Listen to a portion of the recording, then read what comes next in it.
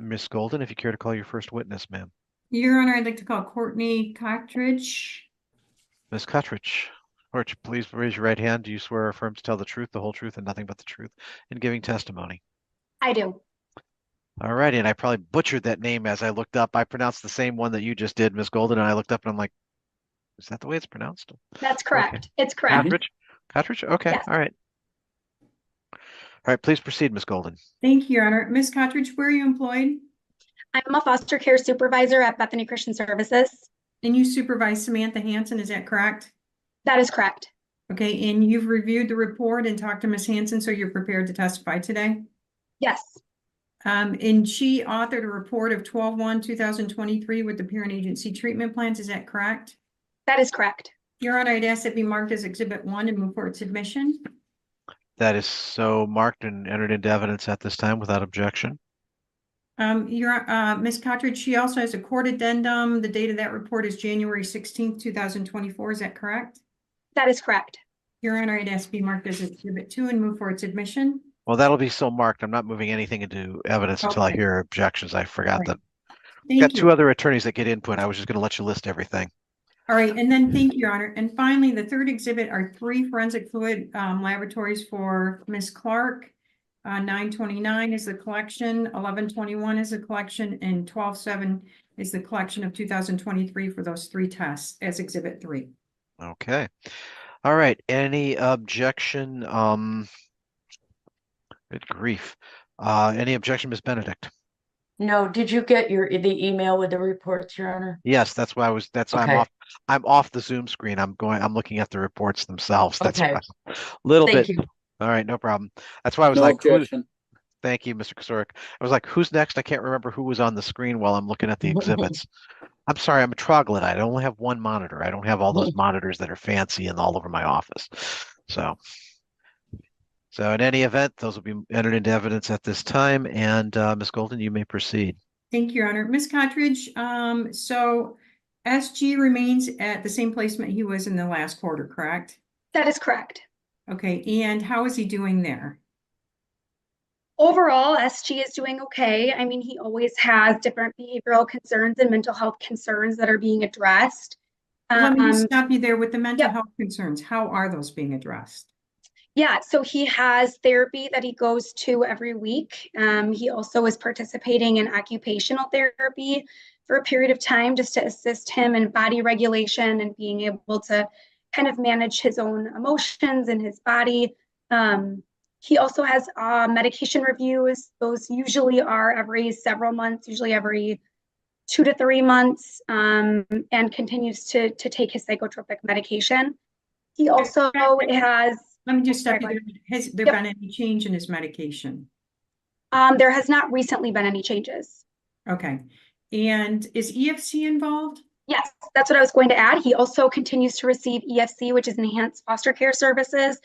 Through that, he has a behavioral specialist and a specific case manager to help with mental health. And he's going to counseling through, it's called Functional Kids, is that correct? That is correct.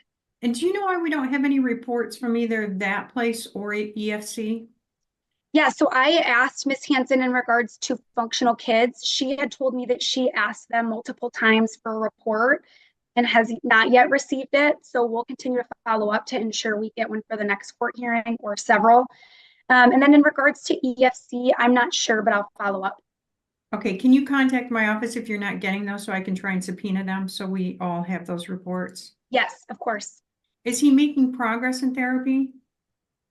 He is making progress, yes. The therapist reports that he's been very engaged in therapy, very open. So it's been going well overall. It sounds like he has a good rapport with his therapist.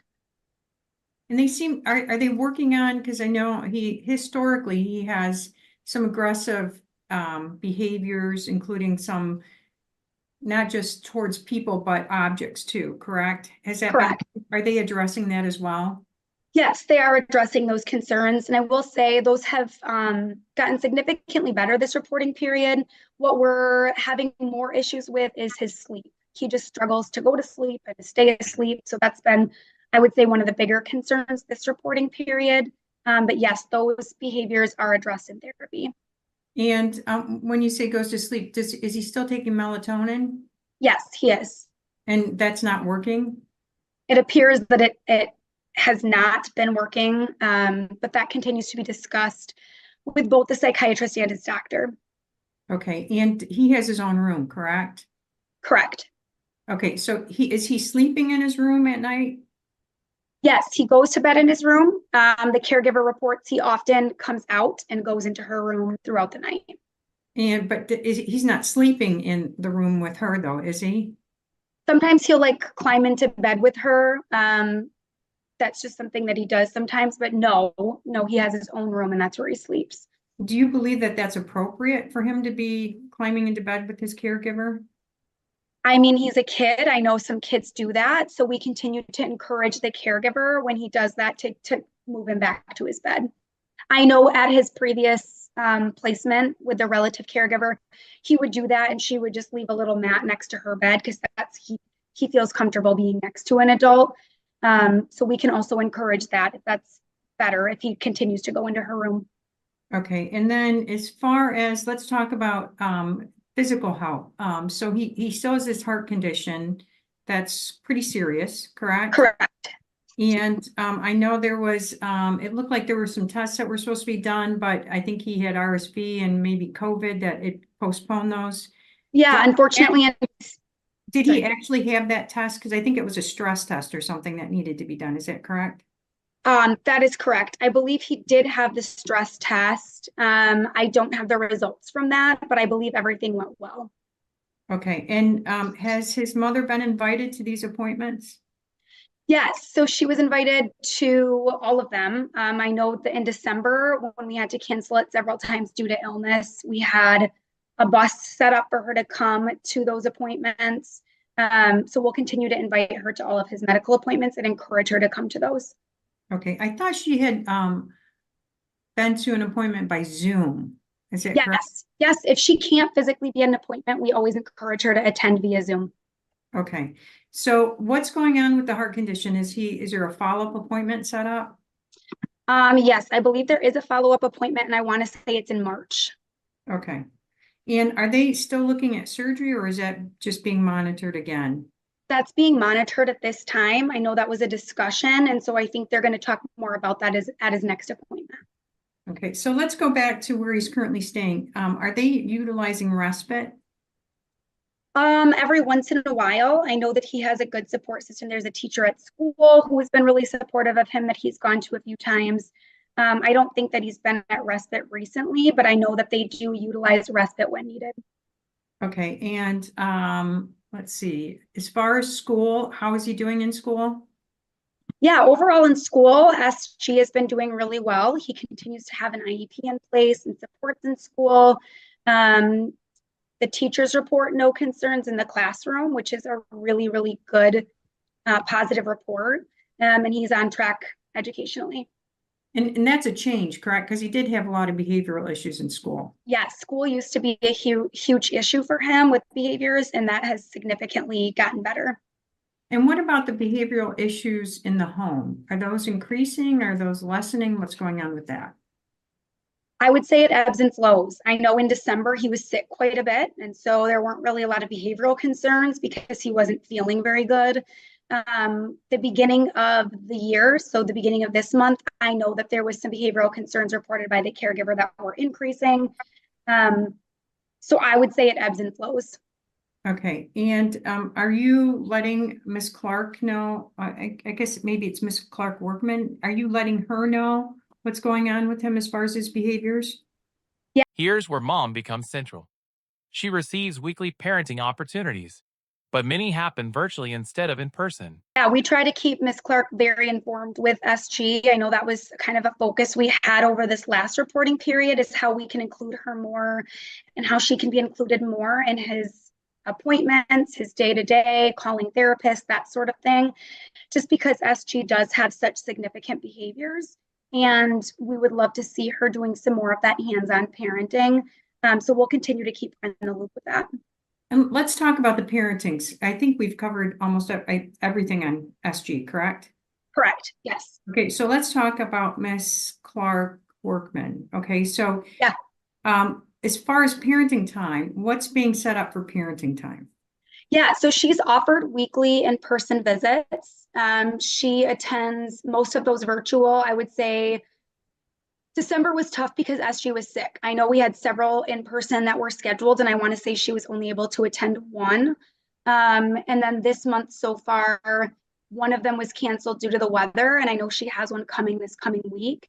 Isn't there one scheduled, I think, tomorrow? Yeah, I believe it's tomorrow. Yeah, yep. Do you know what time those occur? I'm so sorry. I don't know the exact time. Okay. I So, want to say it's in the afternoon. okay, so how long does she have parenting time with him when she comes in? Yeah, so it varies. What we were really trying to do this reporting period is include her in more of his services and then do a visit either before or after. So it just depends on kind of what SG has going on. At least an hour or 2 hours is what's usually offered.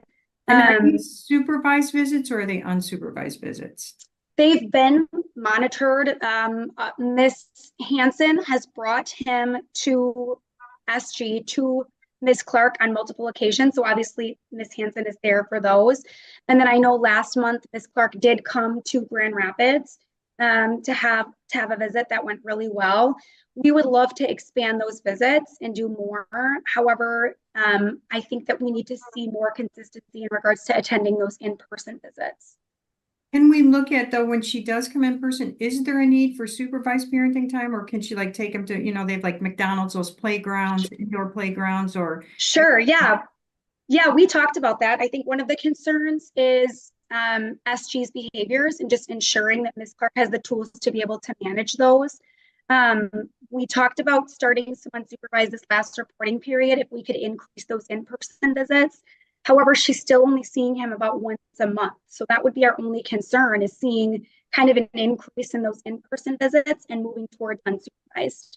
Okay, but like you said, last month he was sick, so that would have made it difficult for her to come in. Correct. Okay, so you're looking at expanding those visits, yes, increasing unsupervised visits. Okay.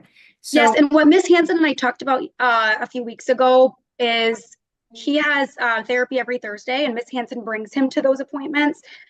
We decided we're going to see if that works for Ms. Clark's schedule to just be here every Thursday. That way she can help go with him to therapy, sit in the waiting room, talk to the therapist, and then do the visit afterwards. We're really hoping that that helps make it more consistent and having a specific day every week. Because what we're realizing is when we just say to Ms. Clark, hey, you have weekly visits, let us know when works, is when there's that inconsistency and when we end up having to offer mostly virtual. Okay, and but does Ms. Clark Workman have any concerns about having him unsupervised with his behaviors? Has she ever? No. Okay. No, she has not. Okay, so we can look at that. We're gonna do. Yep. Okay. Correct.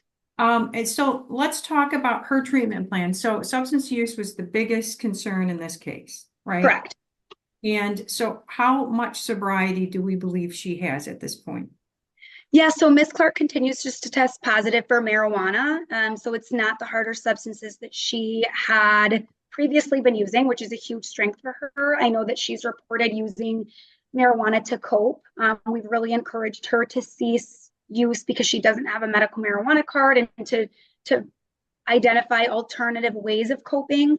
But at this point, we've only been doing the once a month drug screening. We're really hoping to increase those this reporting period now that she's back in the counseling that she was previously in when she got discharged. Let me stop you there a minute real quick. So THC is legal, even though, alcohol is legal, and I know typically you don't want the parents to use during a case like this, but if there's a safety plan in place, is that still a concern?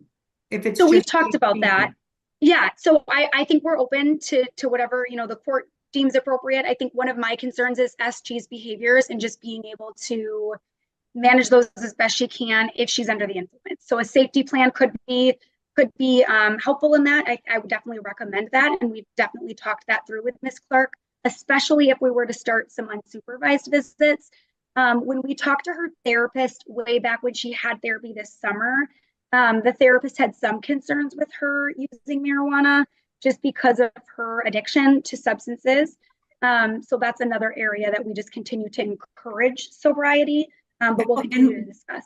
And then let me just stop you there. So the way she is making money is she donates blood, correct? Correct. plasma, and I think she gets paid for it, and Yep. she has to be tested though, drug tested before she donates. Is that correct?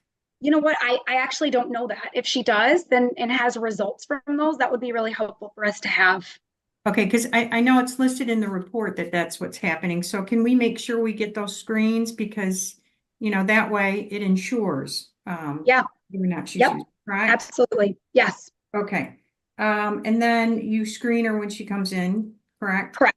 Okay, and the only screens have been THC positive, nothing else. That is correct. And Yes. I think her drug of choice, I think it was meth, I believe, and Correct. or something, and that has not shown up anywhere. No, Correct? it has not. Okay, so that's extremely positive. It is very positive. Yes. Okay, and let's talk about income. So we know she's donating. I think she was working, but no longer working. Is that correct? That is correct. It's just the giving plasma at this time. But she's applied for Social Security disability, I think for mental health as well as physical. Is that correct? That is my understanding. I think it's still pending at this time. Okay, so Ms. Hanson can check with her to see what's going on with that, correct? Correct. Yep. Okay, and so as far as employment, is it that because of her disabilities, it's hard for her to work and that's why she's not working? Do we know, or do we know why she doesn't have a job at this point? I'm not exactly sure because she has had a job throughout this case. It's been very inconsistent. She'll get a job, have it for a little while, and then no longer be employed. So I don't know exactly the reason why. I think there are some physical health issues that we've talked about in the past. So I think that has to do with it as well. Okay, so Ms. Hanson again can check with her on that to find out what's going on. Okay. Correct. And then as far as housing, the worker's been out to the home? And Yes, she's Ms. residing with a Hanson's been friend? out to the home a few times. She continues to reside with one of her good friends. We have done background checks. That person is appropriate. And so at this time, it seems like a stable housing. And so there's no concerns with it. It's completely appropriate. That is correct. And would SG have his own room if he were to be placed there? I want to say there is a bedroom. Correct. Yes. Okay. And as far as mental health, I know that was an issue in the past, and she had a psychological done a long time ago. I think it's Yeah.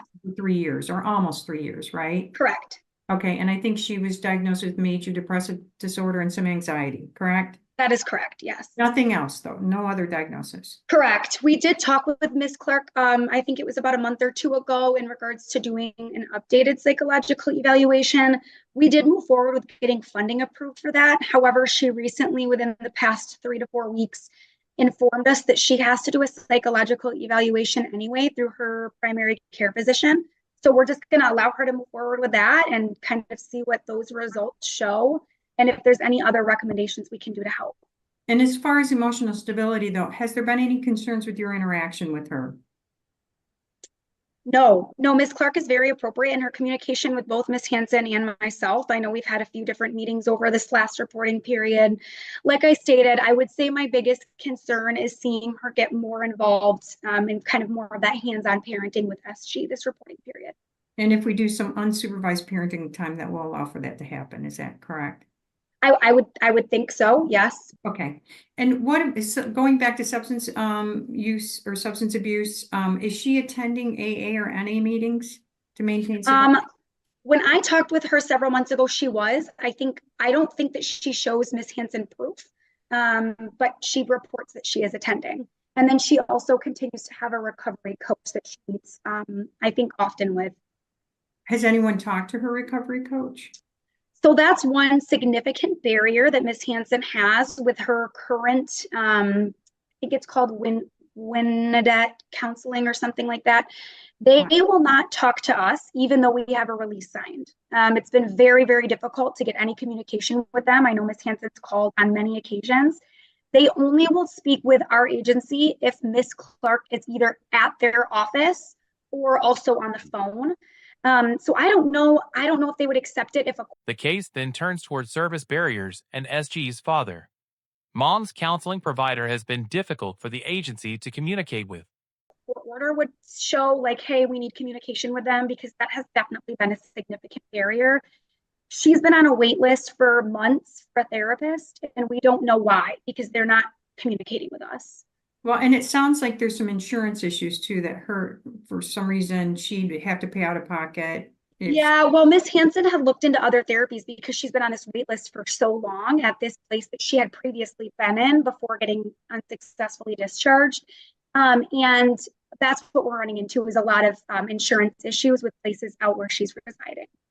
Can Miss Hanson, talk to Miss Clark Workman and see if she can obtain just some kind of letter from this place, this recovery coach, that she's, just a letter indicating that she's been meeting with this person, or, reaches out. Yeah, I think Ms. Hansen has asked for that, so we'll continue to ask for it. Anything at this point would be really helpful to show what she's doing and how that's going. Okay, and Miss Clark Workman is not in a relationship, is that correct? That is my understanding, yes. Okay. Is there anything else about her before we go on to the father? I don't believe so. Okay, and Mr. Griffin is still incarcerated at the jail, correct? That's Jail? correct, yes. I think he's awaiting a trial. He's got some charges pending, and he's awaiting a trial or something. Is that correct? That is correct. I want to say the trials got pushed back, but I think it's sometime this spring. Correct.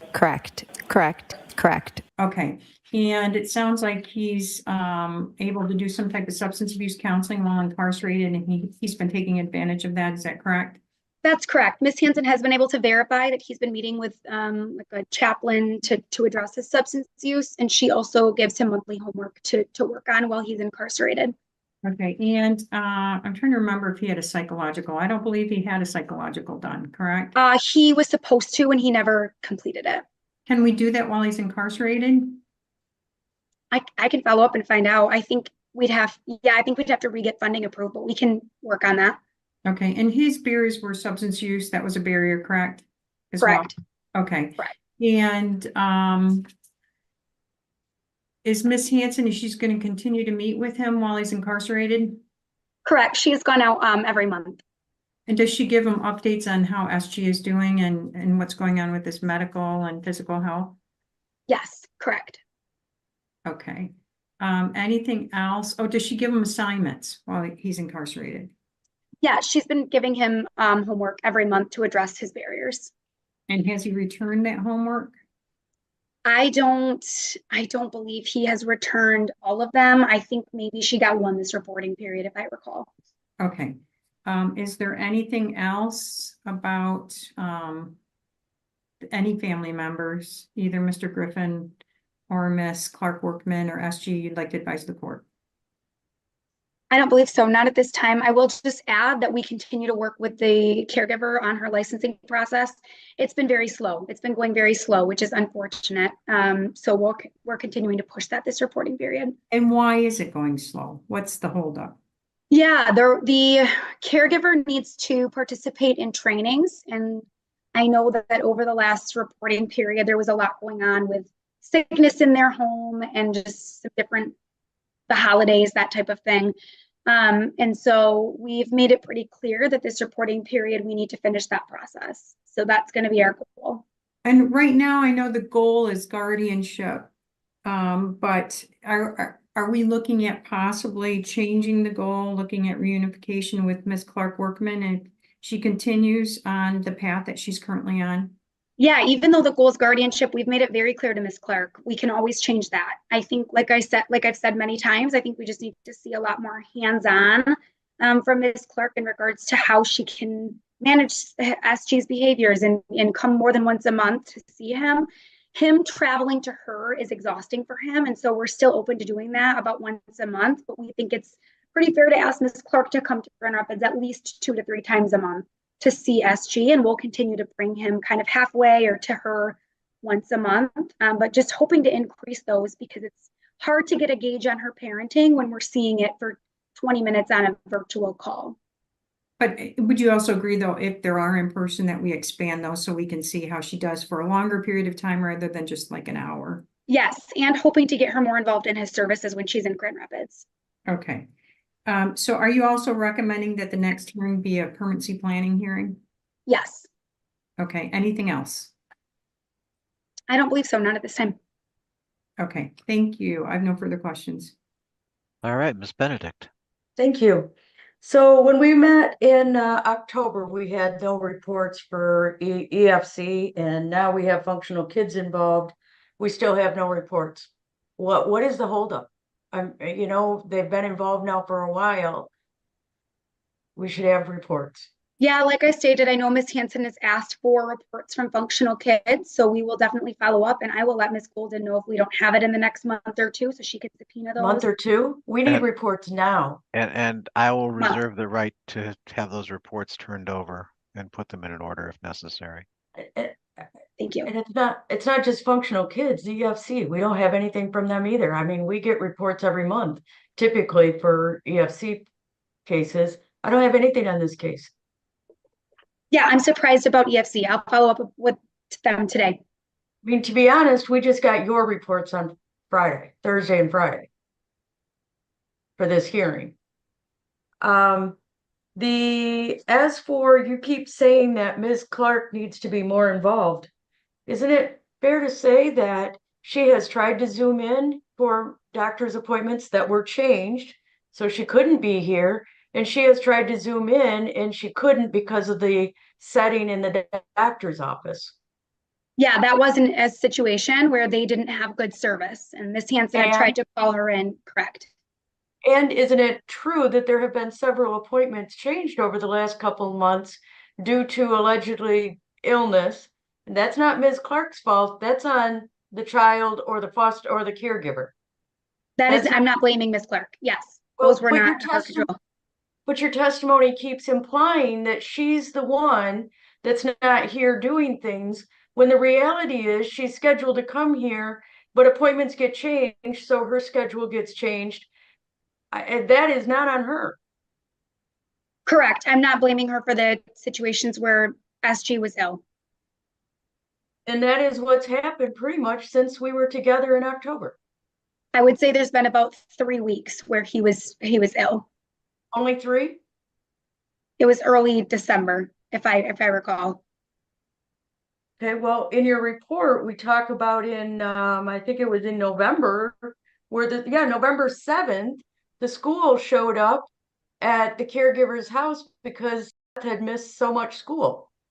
And so that would be November. And now he's sick again in December.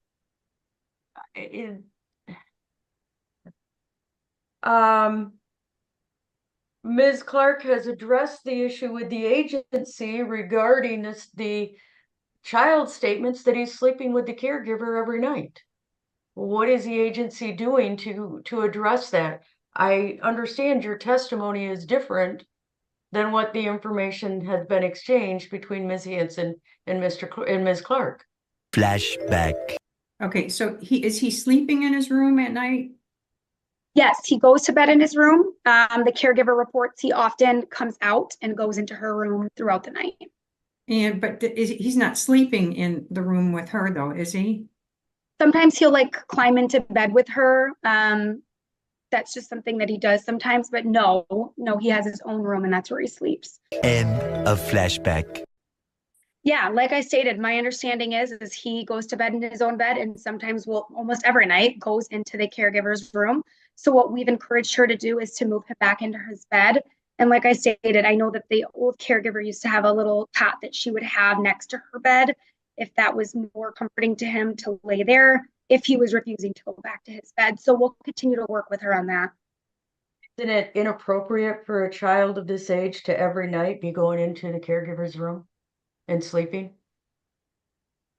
I can't speak to what, at this point, it sounds like that's what's comforting to him. We'll continue to encourage her to move him right back to his bed. You testified that the caregiver used respite sometimes. My recollection from reading the report and my recollection from a prior meeting with the agency is the caregiver was using respite significantly, because I specifically asked the agency why my client couldn't be a respite caregiver when the child's sent away for a weekend someplace. Yeah, like I stated, it's my understanding that they use it when they need it. I think it's only been 2 or 3 times its reporting period. So within a 3-month period, a couple of weekends. 2 or 3 times. Things get uncomfortable fast. The attorney presses the agency over SG sleeping near the caregiver and the repeated use of respite care. Has he been sick during those times? No, So 2 or 3 times during the times he's not been sick, but we know he was sick in October, November, and December for large stretches of time. correct. Okay.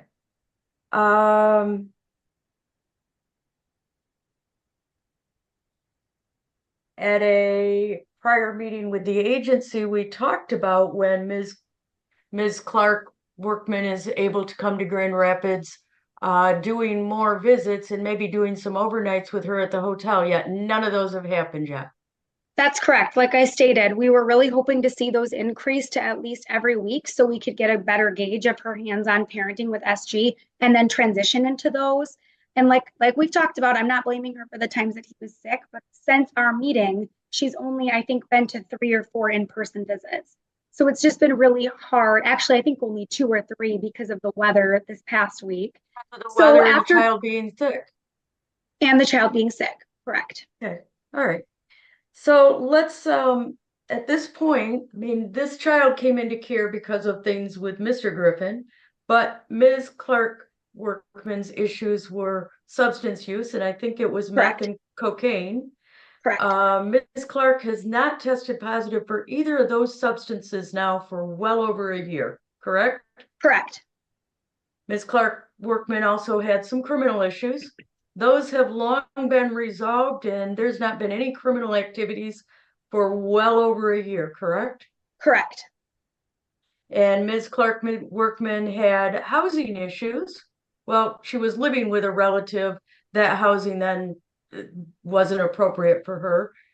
But she has now had appropriate housing with a supportive person for well over a year, correct? That is correct. So she has rectified the issues that were on her barriers at the start of this case. So since Ms. Clark redacted her non-participation agreement, she has done well. I mean, like I stated, this past summer she was unsuccessfully discharged from therapy because of her lack of attendance. But otherwise, yes, she has. She's been only positive for marijuana. Sorry. It wasn't part of the attendance issues due to trying to accommodate work that you guys were requiring her to do, and the agency and the counseling place wasn't letting her do that, correct? There was some issues with that. There was a work conflict. That was what she reported. And when you indicated that you didn't know why Ms. Clark wasn't working or didn't know any of the specifics of that, yet at the last hearing, there was testimony as to we didn't want her to really be looking for work because we wanted the focus to be on return to her or getting her involved here, but then has been sick most of the time since then. I do want to add, though, there have been many weeks where she's done the virtual visits and he's been healthy that she could have come to her in-person visits. So I know those many weeks. How many are those many weeks? It was around like end of December timeframe. There was a few in November that he was not sick for, and then last week was the weather. But then there was the 2 weeks in early January. So I want to say she traveled. How many times has she traveled over here to Grand Rapids in the last 3 months? Mm-hmm. Well, I think, yeah. I don't have that. I think it's been 2 times, maybe 3. Okay.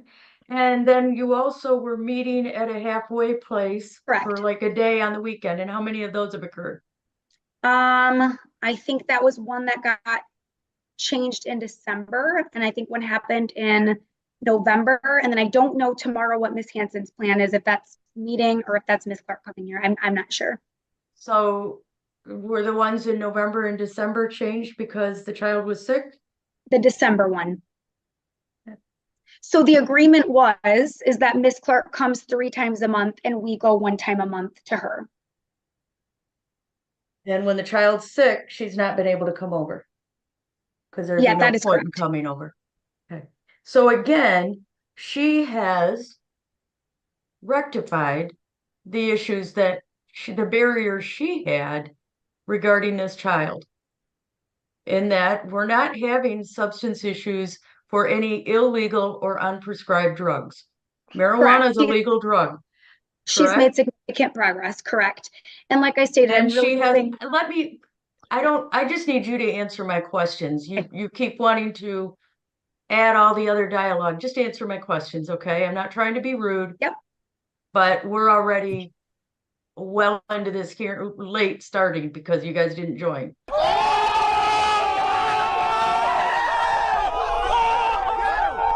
Okay. So at this point, she has the housing is addressed, substance is addressed, and you've even testified she's been appropriate with the agency. We're not seeing any mental health concerns. correct. So I'm at a loss. Why are we not recommending a dual order? In Like a I brief, stated, short sentence? SG has some pretty significant mental health and behavioral needs. And so my hope is we can see her be more involved. It's hard to gauge her parenting and how she can parent him and if she can handle those things and be involved in his services and care for his mental health if it's only one time a month that we're seeing her. Yeah, we have a foster provider who's not doing what they need to complete the licensing, is allowing the child to sleep in their room virtually every night, and hasn't allegedly returned Ms. Golden's contacts with her. And so that's appropriate that we're having those roadblocks from the foster agency when we have a parent that's doing everything that you've asked her to do. You view that So foster parent is appropriate? the Yes or foster no? parent has been caring for SG's needs appropriately. We have no safety concerns. Okay. The licensing process delay is recent. Thank you. I have nothing further, Your Honor. Okay, thank you. Mr. Kosurik. Thank you. Ms. Cottridge, can you update the court on progress of Mr. Griffin, who I understand currently is incarcerated and has been incarcerated throughout probably most of these proceedings? Yes, sir. Yeah, like I stated, Ms. Hansen visits him every month. He engages in appropriate conversation with her. He asks questions. She provides him with homework every month. He hasn't done all of it. I know he's maybe done one in the past several months. He also is engaged with some services, substance use services through Kent County Jail. Do you know anything recent about his upcoming trial? I see in your update or the addendum, the worker was scheduled to meet with him on 1/19 of this year. Yeah, I don't know of any updates. I believe Ms. Hansen did meet with him on Friday. And I want to say his criminal trial is coming up in, I want to say it's March. I know it's this coming spring. So he's having conversation with the agency. He's appropriate. Is there any reason why your recommendation is to suspend his parenting times instead of allowing him at least some limited letter contact with his son? Yeah, that's due to how long it was that he was not participating. He had signed a non-participation agreement and was not attending any visits, and it was significantly impacting SG and his behaviors. There was a period of time where he would sporadically pop back up and visit him and then leave for a longer period of time, and that was just really, really impacting him. I would be open to him sending him letters and us providing that to SG's therapist to kind of go over with SG. If the court's okay with that, I'm totally fine with that. Thank you. Nothing further. All right. Any further witnesses, Ms. Golden? No, Your Honor.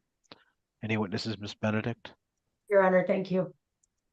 Okay, Mr. Kosurik. No, thank you. Okie dokie. In that case, closing statements, Ms. Golden. Your Honor, I agree with the recommendations. I think we definitely need a permanency planning hearing for the next one. This child's been in care almost 3 years now, and this guardianship isn't happening. I'm not sure why. I'm a little concerned because I've left a message. I tried to call the number. Mom's case gets stronger. Her attorney argues visits have been appropriate. The bond remains strong, and unsupervised time should begin. it wasn't working, or it said it wasn't accepting calls, so I texted it, left messages so that I could see my client, and I haven't been able to. So I guess I could ask Miss Clark Workman when she's visiting tomorrow. So if it's in town, I could go watch the visit because I really need to see my client. I haven't had concerns about this home in the past. This thing about him sleeping in her room is news to me, which is concerning. But again, I would ask the worker to speak to the therapist about it because this kid has a lot of behavioral issues, serious behavioral issues. And I want the therapist to address this because I think they're the best person to talk about this and to see whether it's appropriate or not. I'm a little concerned about it as well, that it may not be appropriate. I don't know.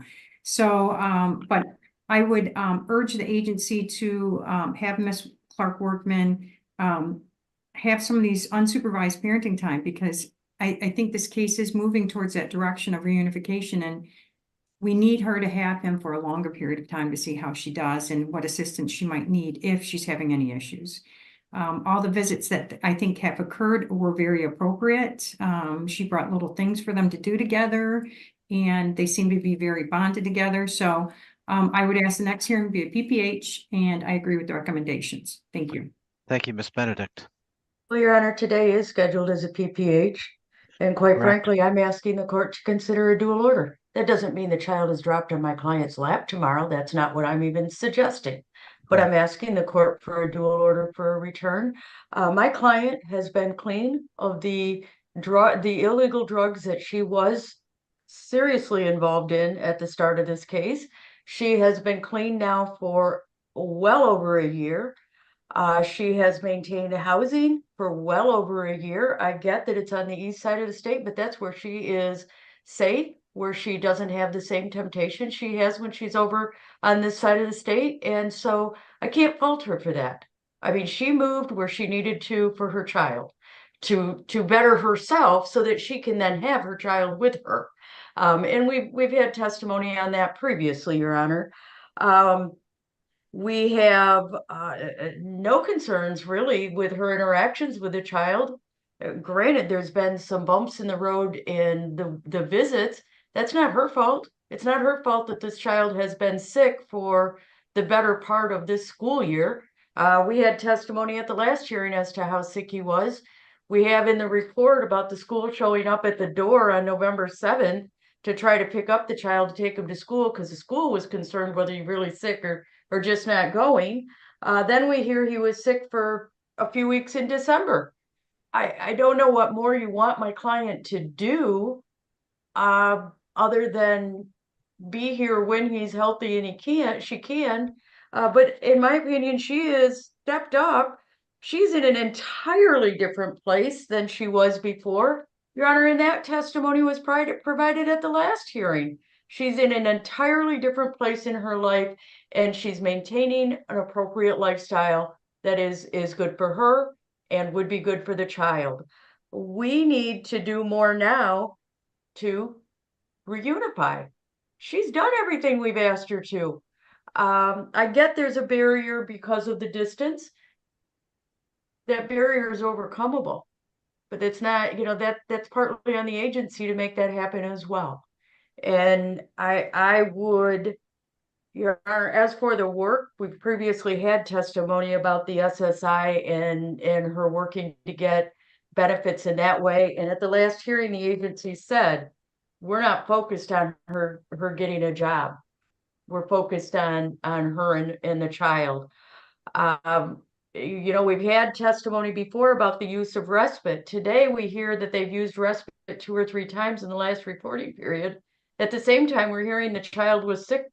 My account would be probably 5 or 6 weeks out of the last reporting period. So 2 or 3 times that we used respite is about every week that the child was healthy. Let's use my client for respite. Let's let him go to her place on a weekend. There's no reason for that. The issue with the child sleeping with the caregiver was brought to the agency's attention, I'm aware of, in early November. And here we are today with that issue still outstanding.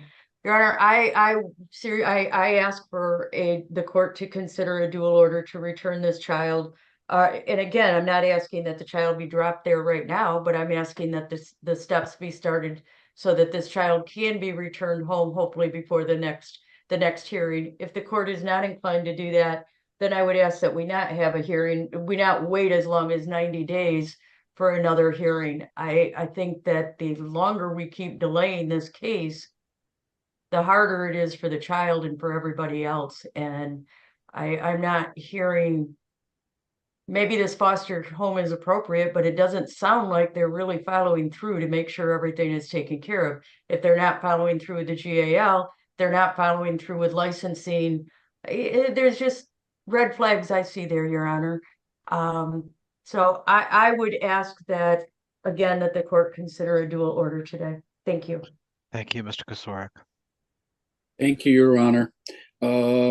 Not having input from my client, I will simply take no positions on my client's recommendation, besides the fact that I think some limited letter contact would be appropriate if it goes through a therapist. Thank you. Thank you. Yeah, I'm a little concerned because the last hearing we had was a permanency planning hearing. This hearing we're having is a permanency planning hearing. And I think that's all because it's been such a delay on the guardianship. There's been no closure for this young man.